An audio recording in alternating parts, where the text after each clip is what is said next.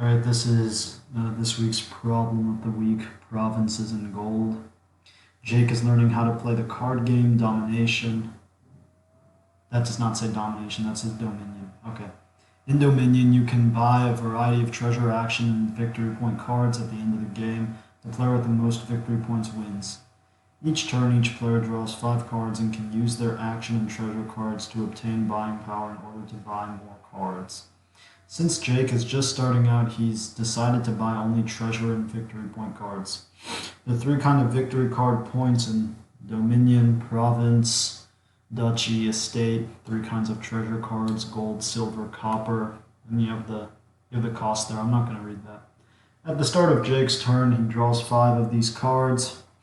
Given the number of gold, silvers, and coppers in Jake's hand, calculate the best victory card and best treasure card he could buy. Note that Jake can only buy 1 card. Okay, input is a single test case with 3 non-negative integers, gold, silver, and copper. Output the best victory and the best treasure card.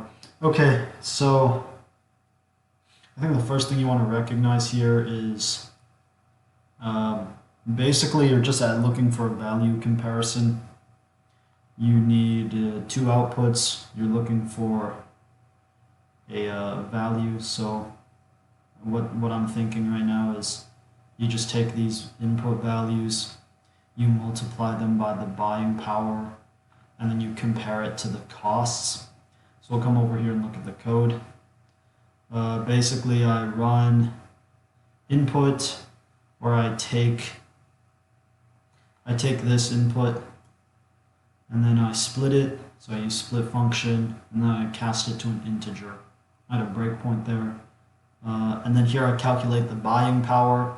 So as you can remember, 1 gold is worth 3 buying power, 1 silver is worth 2 buying power, 1 copper is worth 1 buying power. So I calculate the power, which is how much he's able to buy. And then I throw a bunch of if statements in to basically calculate the combination of things he can buy.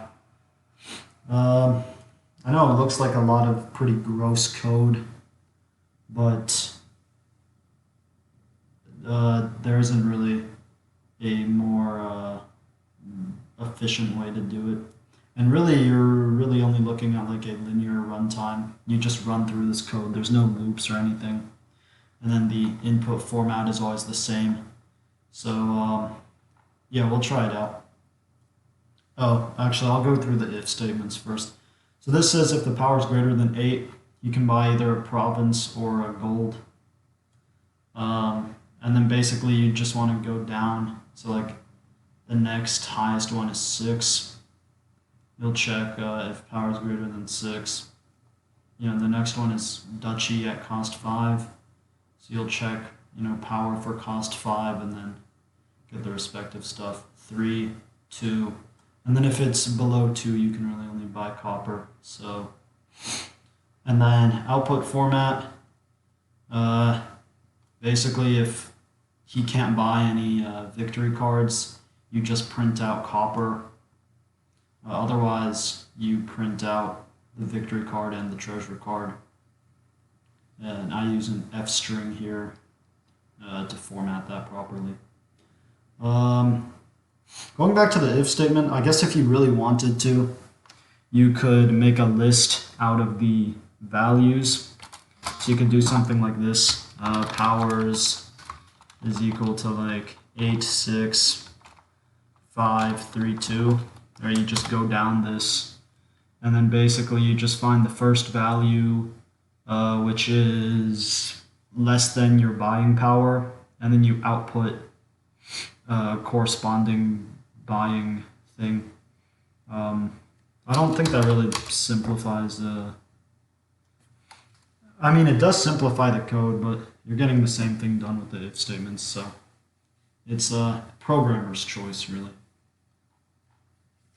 Alright, we'll run some of these test cases. So, estate or copper, I'll actually turn on my debug points so you guys can see this. Yeah, so see here it calculates power, and then that's already typecasted to integer. right? You have a buying power of 8, so you can buy either a province or a gold. Right, and then you run this copper because it's less than 2. Yep. So that's it for this problem of the week. See ya.